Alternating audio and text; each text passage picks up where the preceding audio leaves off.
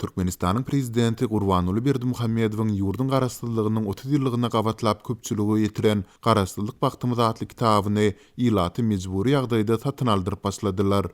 Biziň gündelik iýjek çöregimizde pul tapmak alady. Ýolbaşçylar her kärhanada, her otogda prezidentiň kitaplarynyň ählisiniň bolmagyny talap edýärler. Inni onuň soňky kitabyny hem satyn almaly diýildi. Onuň bahasy häzir belli däl ýöne. Ozalky kitaplar üçin 50-100 manat aralygyna öz jübimizden pul çykarypdyk. Okuwçylardanam 20 manat ýygnamaly bolupdyk. Diýip marly mugollimlaryň biri atlandyrmasyzlyk şerti bilen 7 oktýabrda habarçymyza gurrun berdi. Ol mektebiň sınıf otoglarynda diňe prezidentiň kitaplaryny goýmagy ruhsat berilýändigini, galan ýazyjydyr şahyrlaryň, Sultanda türkmen edebiýatynyň klassiklarynyň, seýlede häzirki rejimiň wasfçylarynyň hem eserleriniň görkezme etbap hükmünde goýulmagyna ygtyýar berilmeýändigini nyktady. Prezidentiň kitaplaryny diňe barlyk gelenine görkezme üçin goýdurýarlar. Mugallimlaryň aglabat hem olaryň mazmunyny bilmeýärler. Inni ýene çağlarymyzyň rızkyndan kesip şu kitaplara pul çykarmaly bolarys. Diýip 50 ýaşlarynyň içindäki himýa mugallimy belledi. Galy bertede Azatlyk prezidentiň soňky kitabyny Lewawyň büdjet işgärlerini we studentlere mejburi satyn aldyrmak boýunça kampaniýanyň başladylandygyny habar beripdi.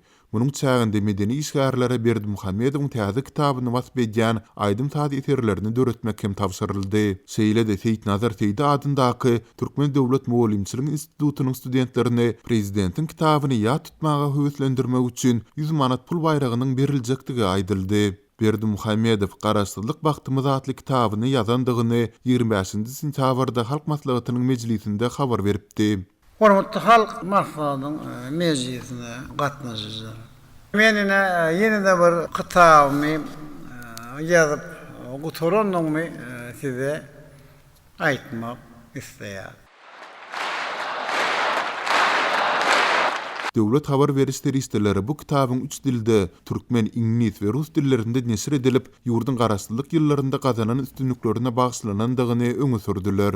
Berdimuhammedow häkimetdäki geçen 15 ýylyň dowamında öz adyndan 60-dan gowrak kitap çykardy. Onuň döwlet dolandyrylşy, halkara gatnaşyklar, dermanyk üzümlükleri, alawa aýtları we ahaltyky bedewleri ýaly durly temalarda ýazan kitaplary ýurdun media teristlerinde ýygyderli wagt edilýär. Mundan ozal ýurdun saglyk idaralary ilaty durly kesellere garşy prezident Berdimuhammedowyň Türkmenistanyň dermanyk üzümlükleri adly kitabyndaky emlerden peýdalanmagy hem maslahat berip geldi. Galy bertede Berdimuhammedow wagtal ýazan kitaplarynyň galam hakyna düşen girdijileriň hasabyna ýurdun durly mesjitlerinde sadaka berýär. Ýöne döwlet mediýasy büdjet işgärleriniň bu kitaplary satyn almagy mejbur edilýändikleri barada asla habar bermeýär. Ýurdun ilkinji prezidenti Saparmurat Niýazowyň Ruhnama adly kitaby onuň ýurda ýolbaşçylyk eden döwürlerinde orta we ýokary okuw programmalaryna girdilipdi. Ýöne ol ölenden soň Ruhnama kitaby boýunça halkdan edilen talap hem gowşady we gysga wagtyň geçmegi bilen doly aradan aýryldy.